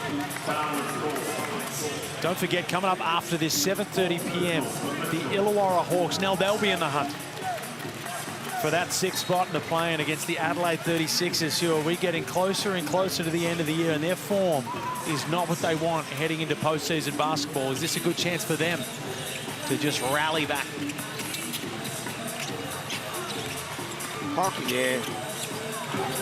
Parker's kicking it out. Nobody wants to shoot. Sean Bairstow in your 14% three-point shooting percentage. So what, man? You're down by 22. Shoot the ball. Everybody's turning down shots. And to your question, yeah, Adelaide need a good statement win, I feel. Something to get them feeling real good about themselves. I mean, for a team that's sitting on top of the ladder who probably already feel good about themselves, but there's been some off-court stuff that just ain't needed. But they can come out and get a good win against the Hawks. That'll go a long way. Get a pay rise with pay rise. Don't mind that. I don't often scan a QR code during broadcast, but this could be a first. Sobey up top. Southeast with all the momentum. Draws the contact. Can't get the miracle finish, but he'll go to the line. Another 2 points. Clock doesn't move. Phoenix averaging 100 points a game. Who in the competition, Phoenix, can stop the Phoenix from scoring 100 over a 3-game series? When they got almost 9 guys averaging double figures. You can't take one guy out of the team. Well, there's a lot of teams looking at the Southeast Melbourne Phoenix right now, and they're a proposition where you have to play them once off. You might be able to get them, you might be able to slow them down a little bit, but they're so deep and so potent that over a 3-game, 5-game series, they're a very, very tough proposition. I'm sure a lot of people would have them as their championship favourites right now.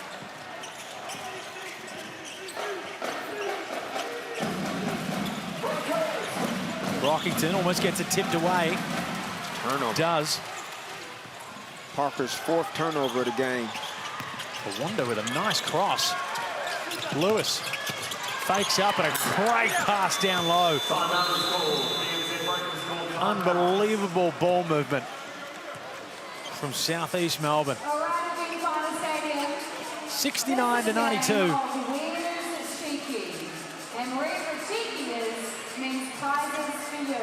It's officially a clinic. It is. We didn't want to get to that point. We play nearest to pin sometimes in the studio. Now, fantastic producer James Regan is probably looking the most on point of us all at 26. I said 31. I said 130 points, and it's not over, but I'd be very surprised if it got to that point, because you never know. Sometimes it can, when the wheels fall off, they don't come back on. One of the few teams in the league that when Josh King goes to his bench, there's normally some type of small drop-off. No drop-off whatsoever. The entire team can score. It's also filled with guys that can score and guys that know their role. There is no ego, no infighting with this team, and it's a credit to that man, Josh King, that they've been able to get this done.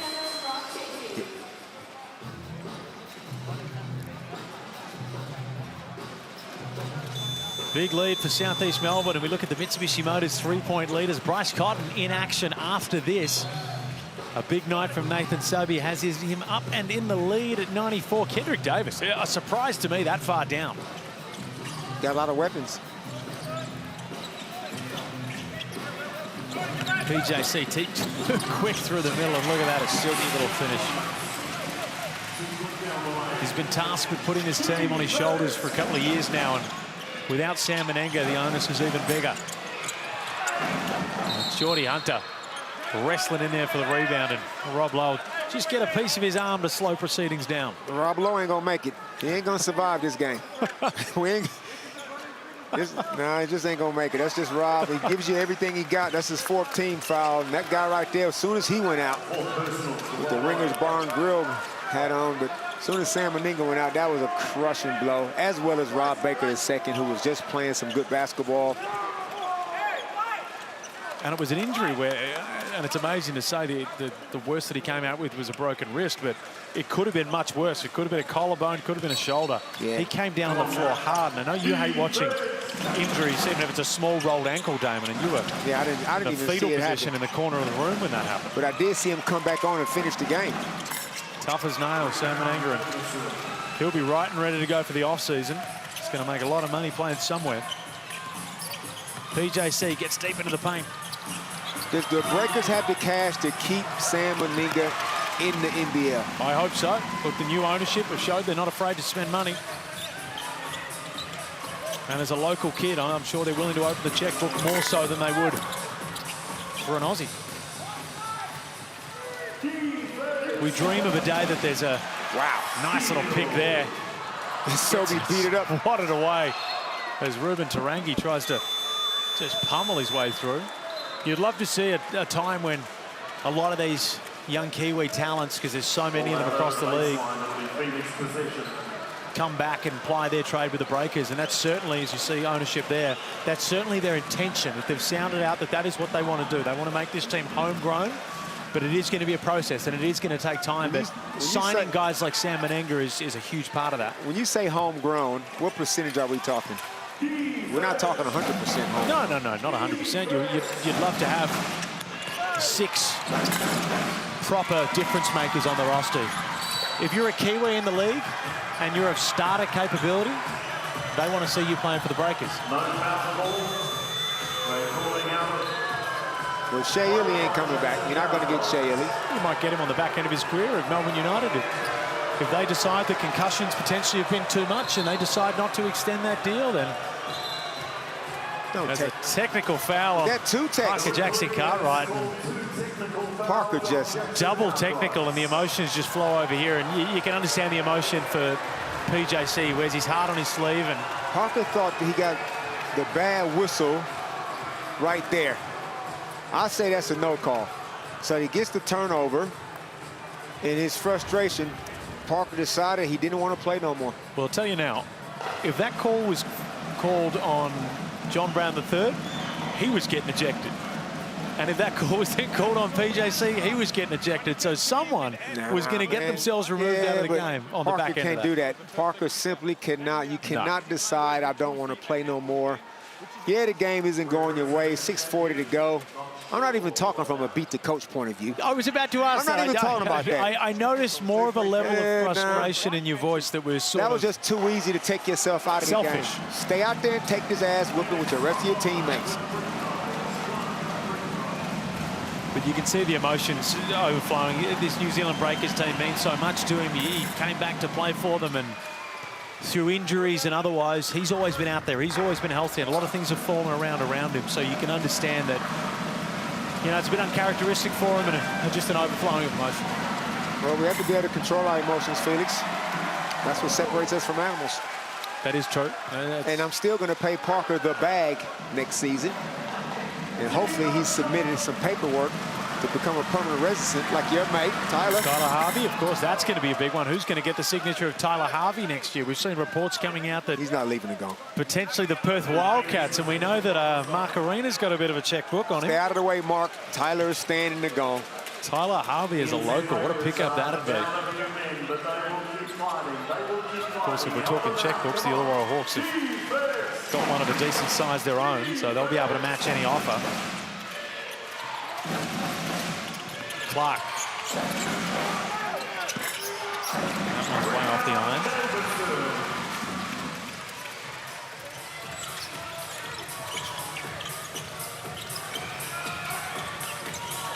Webster.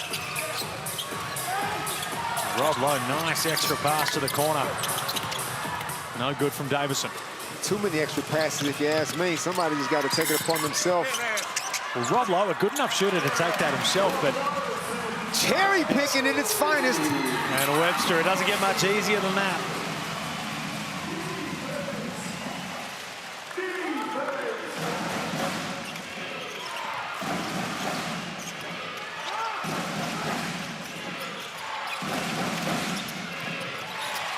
Nice pick off from Lowe. And a great save there from Carlin Davison. Rob Lowe tries to retain it and whacks it out of bounds. It's getting sloppy out there.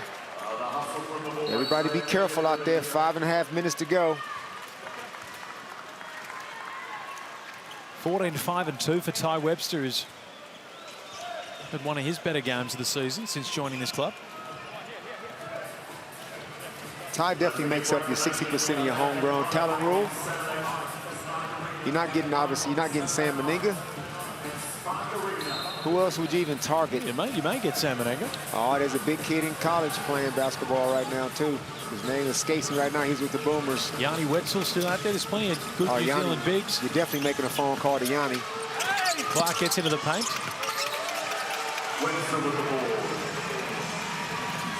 Tarangi. Under heavy duress in the paint. Can't get a proper shot up.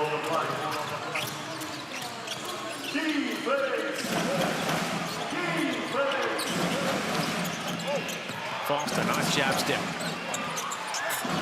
Gets into the body of Lowe and looked to be Hunter that tapped it in. Daniel Foster's minutes have decreased slightly, but Josh King still trusts him when he puts him out there on the floor. He's not going to play outside of his frame. Going to play hard-nosed defense. And Rob Lowe just gets through the paint. Almost looked like he was trying to do the old Ben Simmons classic. Throw it off the glass to himself. If Rob Lowe threw up the backboard to himself and dunked it, I'd lose my mind. And oh, we got some Taylor Britt music. Taylor Britt, a player that you've always enjoyed commentating. I like Taylor. He had a good for the Kiwis in the Asian Cup. Low, launch it from the outside or just rattle out. But Ketchalier checks in.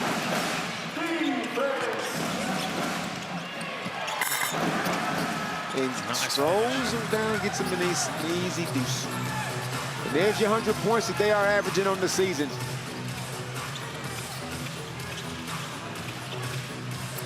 Davison through the middle of the paint.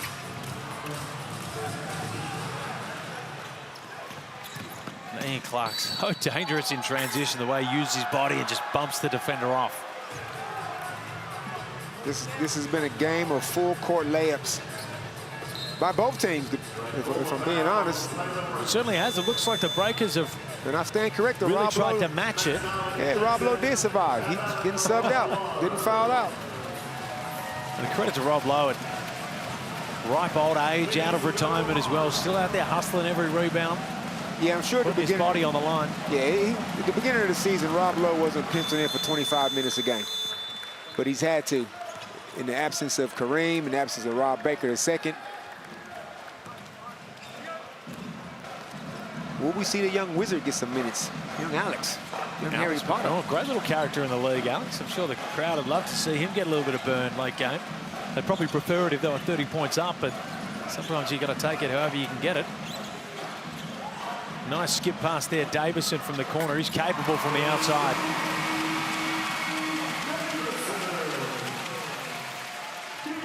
For the Breakers' last 3 games of the season, they got the Hawks, Adelaide, and Cairns. And even with this roster, they want to win it. Look at this. It's the full court layup. Nice and one from Webster. They don't want to go 0-4 to finish off the season. In the Southeast Melbourne Phoenix, next game, Felix, is against the Sydney Kings. Some people's grand final preview. A lot of people's grand final preview. See New Zealand's run home at the moment. Illawarra, you'd have to get that. Adelaide, you'd have to get that. Cairns, you'd have to get that. What do you mean you have to get it? What are you saying? They're going to win them. You've got to get it if you want to be a champ. Oh, no, they're not making, no, that's it. New Zealand, they're done. No. After this days, there's no way. I'll be a very brave man to back them to run the table as Max Darling. Looks to have copped one potentially in the nether region. Tarangi gets it taken away illegally. You think the Tasmania Jack Jumpers are through winning? You know what? I've learnt in my time in the NBL that you can doubt a lot of things. You can doubt commentators, you can doubt coaches, but you cannot doubt the will of Scott Roth and the Jack Jumpers. And I have been proved. It may come as a shock to you. Well, Catch Lear did a Draymond Green and went straight for the minerals. And they just kept play rolling. In the UFC, they just take a little breather if you get hit like that. And that's in cage fighting. In basketball, it's, hey, bad luck, big fella. Yeah, We're going the other way. You collect them on the way home. And the physio's like, don't look over at me. You're on your own with that one. Don't forget the Adelaide 36ers in action. Bryce Cotton coming up against JaVale McGee and the Illawarra Hawks next. What a game that's going to be. Man, there has been some massive games at the entertainment centre down there. A couple of triple overtimes. Foster gets a nice little finish. Do you stay tuned in the NBL broadcast WhatsApp group, Damon? You know I'm in there. You know whose birthday it is today? I do. I don't. How old is he? Peter Hooley. He turns, I believe it's 39. Yep, we all got in there and gave Peter's flowers. Happy birthday again, big fella. Happy 39th birthday to Peter Hooley. Ripe old age, almost approaching 40. Visually, you can see it. He's still got so much energy about him that sometimes it fools you a little bit that he'd be a bit younger, but... Enjoy your last year on level 3. It gets real on level 4. Yeah, enjoy your last year of full head of hair as well. I've got to imagine that's on its way out. You know... Let's just turn his last 3 minutes into a Peter Hooley roast. Certainly Peter Hooley birthday roast. Certainly enough on his chest and back, but the hair on the head has certainly been struggling. I sit next to him on overtime, and sometimes I wonder if that's a strong breeze and that's it. Come on, man. He's a good man, Peter Hooley. We wish him all the best. Dominant performance here by Southeast Melbourne. We were locked at 52 apiece at half-time. Those fools go, give us something, And Colin. Davidson's going to go upstairs and it rattles out for the 3rd time. I'm out of here, man. Finish it off on you. I'm out of here. Man, that's just been one of those days. Carlin Davison, a guy that can go upstairs better than most on the court. It's because he jumped off 1 foot. No excuse, but he's a 2-foot leaper.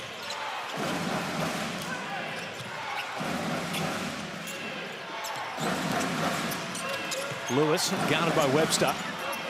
Nice skip pass. Cash.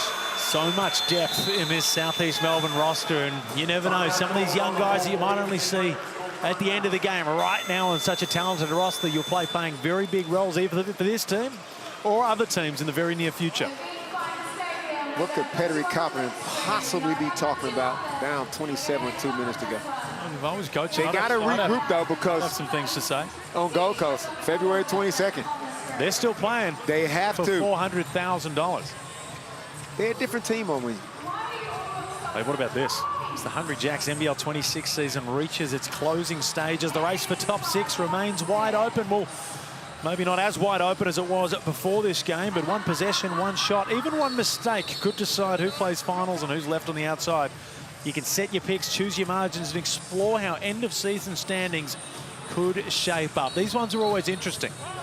Now, especially, in my opinion, for how the top 4 is going to shake out. I'll be on there and putting my prediction in. Oh, yeah, no, top 4 has still got some more movement to go. I don't think Adelaide's going to finish on top. What do you think? No, I think Adelaide will drop back. I think Sydney will finish on top. Who will come? Will Melbourne United drop anymore? I don't think Melbourne United will drop anymore. I think that Melbourne is starting to find their groove again, which is a dangerous proposition because we know how important it is finding your form late season is, which is why Southeast Melbourne is such a dangerous proposition, because they appear to be peaking at the right time. Well, Perth Wildcats are also looking pretty good, and they're tied with Melbourne United, so that 4th and 5th spot is... we got a real strong top 4 this year, which is going to be great come March. Davison, is he going to go upstairs again? A little too far out that time. Glover. Carlton Davidson is better than this game. We've seen a lot of good games out of Carlton. Today, unfortunately, was not one of them. Clark. Cash. Half a minute now. What is Ian Clark still doing out there on the floor?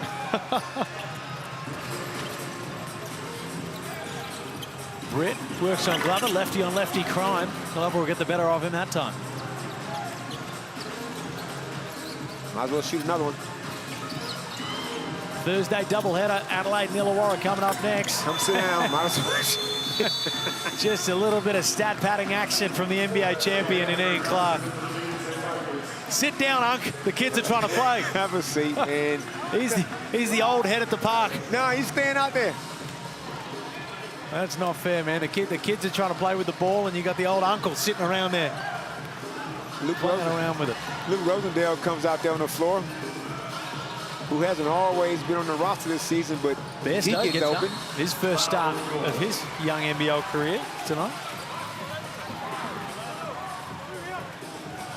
2.7 rebounds for Sean Bairstow. 6'8" young athletic wing. Ian Clark on 23 points. If he shoots another shot, Damon, someone's got to have words with it.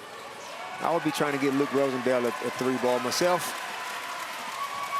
But, like, look at the weapons that the Phoenix got, man. Like, you can't double team any one of them. Every single one of them. They went 13 to 34 tonight from 3. That's pretty much standard par for the course for them dudes. So dangerous when you're 30-point blowout, end of game 5 is still a capable 5 of beating a lot of teams in this league. Webster will check out of the game. A strong performance from him. 16 points with the 2 assists to his name. Foster and Clark comes off the screen. Rosendale down. His chance from the outside. It's off the iron. Alir will fight to keep it in and tries to throw a line drive right at official Chris Reed. Now, Luke Rosendale, he has sniperish ways about him. He applies a very good trade in the NBL 1. A lot of potential, just another victim of maybe there not been enough teams in the league of yet. We have got some Liam Judd music. Alex McNaught into the game. What a personality he is. Comes to the games in different dress-ups and once dressed up as me, Damon. And I thought he did a bang-up job of it as well. Would he come in with, like, bloodshot eyes, wild hair, blue navy suit? What, yeah.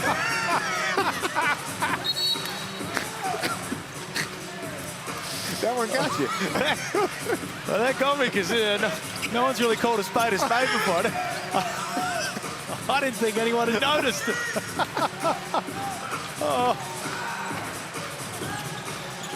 Clark, don't shoot it. Might as well.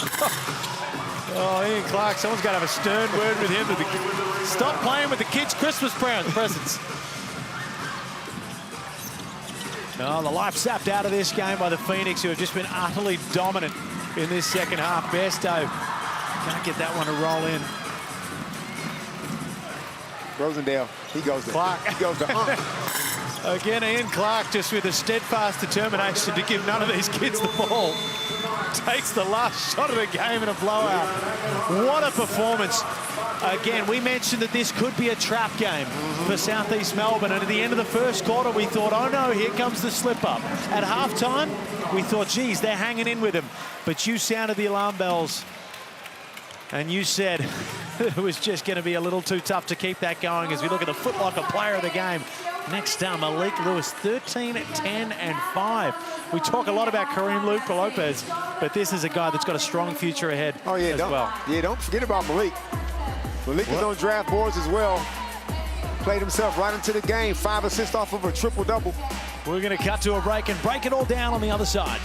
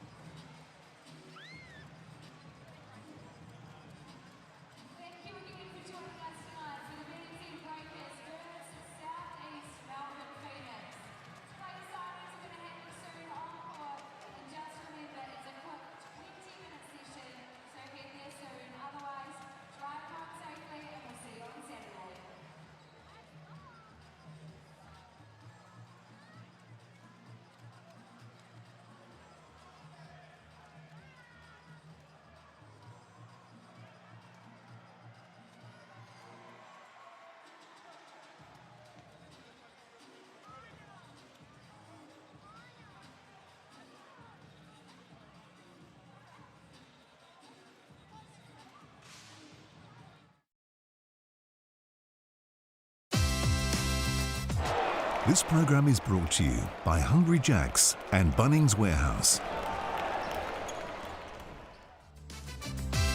After a strong first half from the New Zealand Breakers with their season on the line, it was Southeast Melbourne who put their foot on the pedal in the second half and did not look back and absolutely blew out to a dominant performance, which many of us coming into this game with no Sam Menenga, no Kareem Lopez, we kind of expected, but we hoped it didn't happen. Yeah, the Breakers put up a spirited fight, but the Phoenix are just too strong, man. There's levels to this.